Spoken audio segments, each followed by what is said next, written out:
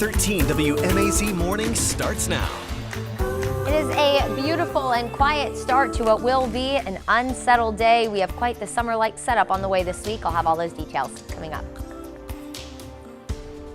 And Central Georgia is getting ready for this year's election season. Coming up, we speak to an election organizer about what you need to know as you head out to the polls. Plus, as you get ready to vote, you may wonder what's on your ballot. We take a closer look at the local and statewide races that you'll have a say in.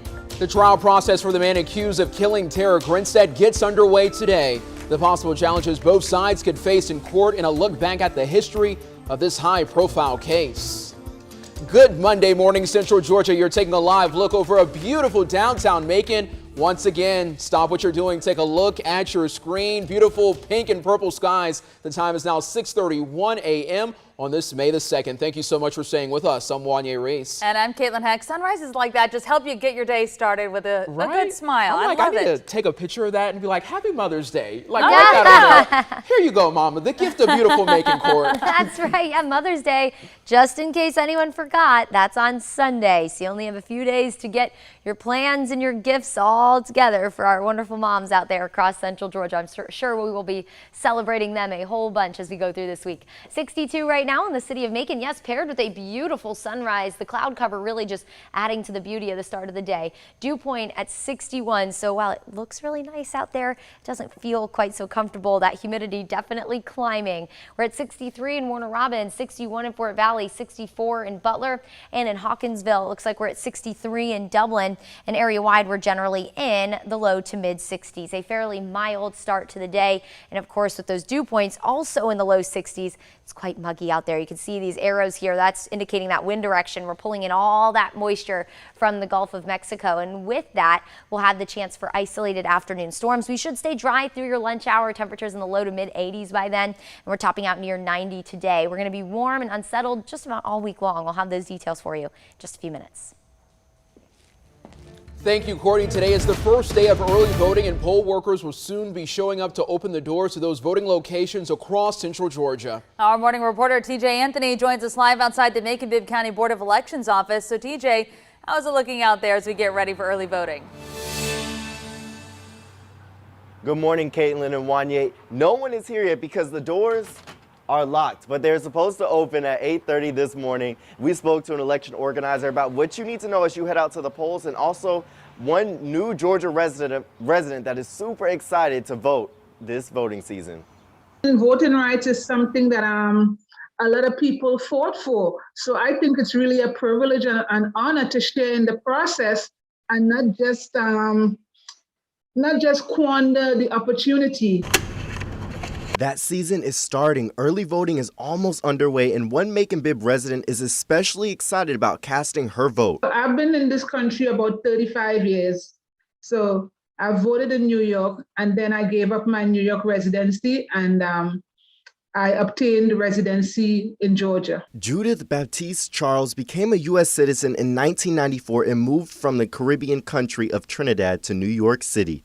She left the Big Apple for her Georgia Peach in 2020, and although she is used to voting in New York, she is looking forward to voting as a Georgian this year. I am really excited to transition into my new home in Georgia, and I'm really looking forward to being part of the process and getting involved in the community. For people in Macon-Bibb, early voting should look a lot like it did last year, but instead of 3 places to vote in advance, there are now 2. The polling place in North Macon Park will not be open for early voting this year. It's under renovation right now, and they couldn't guarantee it would be ready in time for early voting. And if you're too busy to vote early during the week in Bibb County, you can still vote Saturday, May 7th and 14th, and also Sunday, May 15th, 9 a.m. to 5 p.m. So you can still have plenty of chances to get out there and cast your ballot.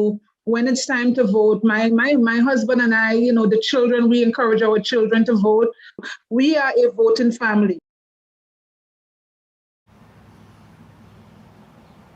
Now, they do have sample ballots inside for people so that they can see who they want to vote for if they haven't had a chance to look yet. And also, people have until May 13th to request an absentee ballot by mail. So if you want to vote that way, make sure to put that request in. Caitlin and Wanye, back to you. Thank you so much, TJ, for all that information. In-person early voting for Bibb County will run from today through the 20th.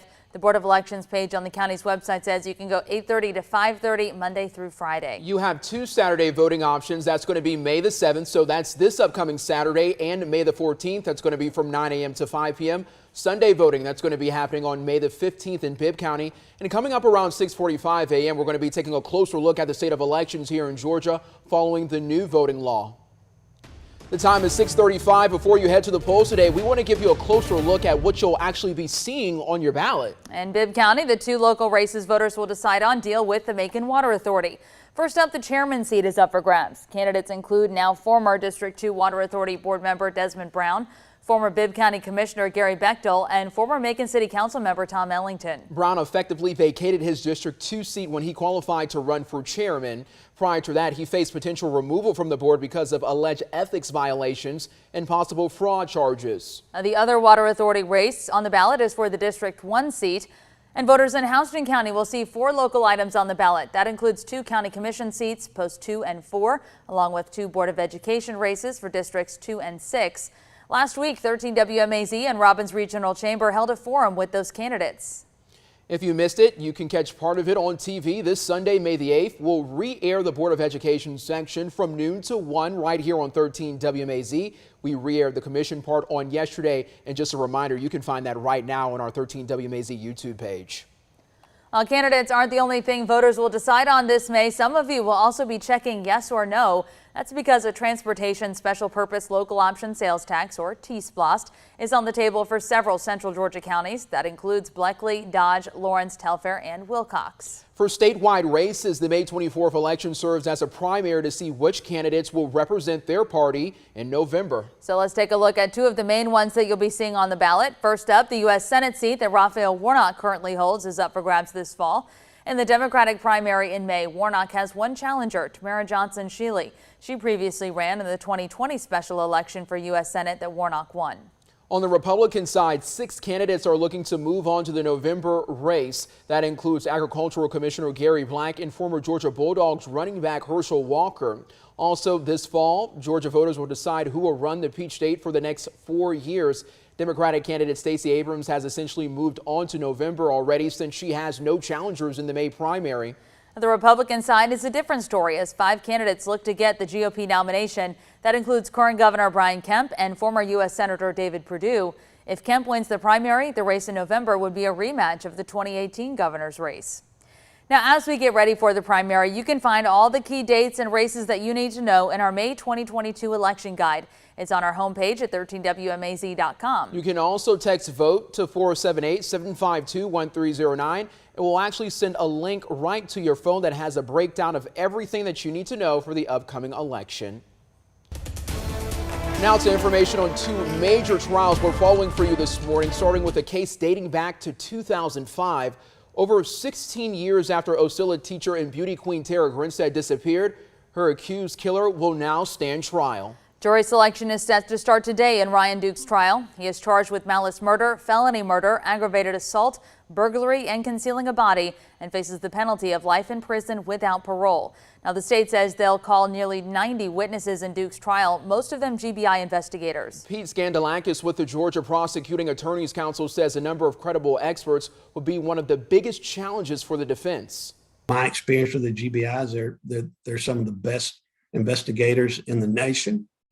And so they're quite professional in their job. They're very detailed in their documentation. However, while time allowed the GBI to build their case, Skandalakis says it could also become the state's biggest hurdle. Witnesses don't often recall what they told police, 5 years ago, 6 years ago, 10 years ago. And so you go through this process of refreshing their memory. So, obviously, the longer it takes to get a case to trial, the harder it becomes. Irwin County Superior Court expects the trial to last a month or more because of the amount of evidence and testimony from both the prosecution and defense. The court is expected to dedicate 2 weeks to jury selection. They summoned 800 people as possible jurors. This morning, we're taking a closer look at the Tara Grinstead case, including how we got to this point and the other man connected to it. In October of 2005, the 31-year-old high school teacher and beauty queen went missing. Investigators never found her. Throughout the years, law enforcement chased clues and tips about where Grinstead's body might be. That included searching near a bridge on Reedy Creek in Irwin County in 2011 and searching a pond in Ben Hill County back in 2015. Now, on February 22nd, 2017, GBI agents charged Ryan Duke on 6 counts, including murder, in connection to Grinstead's death. It came after they say he confessed. A few days later, the GBI searched a Ben Hill County pecan farm for Grinstead's remains. In March of 2017, investigators charged Bo Dukes with helping to conceal Grinstead's body. He and Ryan were high school classmates, and his uncle owned the pecan farm where investigators searched for Grinstead. It was later revealed during Bo Dukes' trial that GBI agents found human bone fragments at the orchard. In March of 2019, Bo Dukes' trial ended with the jury convicting him of concealing Grinstead's death and lying to the GBI. A judge sentenced him to 25 years in prison. The trial for Ryan Duke was originally set to start 3 years ago in April of 2019, but got delayed until now. He and his lawyers argued that he falsely confessed while under the influence of drugs, and he did not kill Grinstead. We will continue to bring you coverage and the latest updates on Ryan Duke's trial on air and online. Ryan Duke's trial isn't the only one starting today. Jury selection will also begin for the second inmate accused of killing 2 Georgia corrections officers. The shootings of officers Curtis Ballou and Christopher Monica happened aboard a prison bus in Putnam County in the summer of 2017. Inmates Ricky DeBose and Donnie Rowe escaped, which led to a manhunt that ended days later. Rowe's trial was this past fall, and a jury convicted him. A judge sentenced him to life in prison without parole. Putnam County Sheriff Howard Sills says jury selection for DeBose's death penalty trial will happen in Brunswick, Georgia. You can follow the developments from court on 13WMAZ.com and, of course, by downloading our 13WMAZ app. All right, the time is now 6:42. That's breath after all that stuff going on today. I was getting tired just listening to y'all. I'm so glad I didn't have to read all that. But you know, that's what we do here on 13 that's WMAZ Morning. We're going to get you ready for the day, let you know it's coming up. We'll let you know if you need a jacket or a raincoat. Or if you need to get ready for a tornado, because the Weather Center, I don't know what be going on over there. It's always something. Thankfully, while the news seems to be a little bit crazy and seems to be a little bit like a storm today, we are not going to have to deal with any kind of severe weather. So at least the weather department is bringing in a little more calm. Here's a look at that early voting forecast. We've been, of course, giving you updates on that all morning. If you have any questions about early voting, about voting in Georgia, I'm sure our website can answer that for you, or our app. We've got lots of information if you need to know who's running, if you need to know where your voting location is, all kinds of good stuff. And if you are planning on heading out to early vote this morning, partly cloudy and mild, temperatures in the mid-60s. Maybe if you're heading out on your lunch hour today, it'll be very warm and quite muggy out there. So we'll be in the mid-80s. It'll probably feel a degree or two warmer. And if you're planning on heading out maybe after your work day to go vote, could run into an isolated storm. Isolated being the key word there, but notice that temperature. We're going to be near 90 degrees, and that's only the beginning of this very summer-like week that we are going to have ahead of us. So we're going to take you through it all in the next couple of minutes here. A beautiful sunrise to start the day. We have fairly overcast conditions here in Dublin, but I think all this cloud cover is really just adding to the beauty of the sunrise. You're looking live, of course, on top of the Fred Roberts building.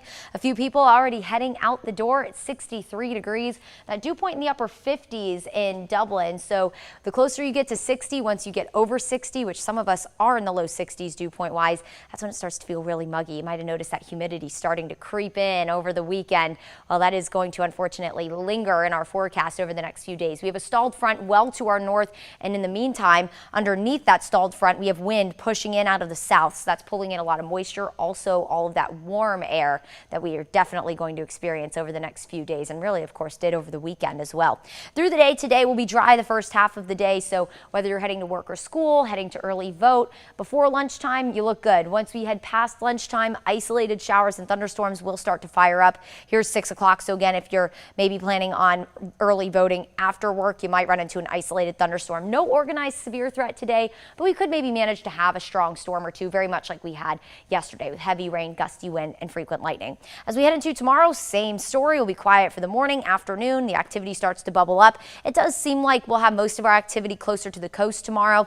Here comes that stalled front. It'll move closer. That'll offer a more widespread rain chance to northwest Georgia. We look ahead to the same thing. Isolated storms for Wednesday. Yes, we're going to sound a little like a broken record until Friday. That's when a cold front will move in. In the meantime, we'll have temperatures in the upper 80s, low 90s through Thursday. And then there's that front on Friday that will put us in the mid 80s Friday, also offer us a more widespread rain chance. We'll have a 30% coverage for rain on Saturday. That's pretty much penciled in for now, but the good news is we'll go out of the upper 80s and low 90s and into the low 80s. Mother's Day looks great. Lots of sunshine, lower humidity, and highs in the low 80s.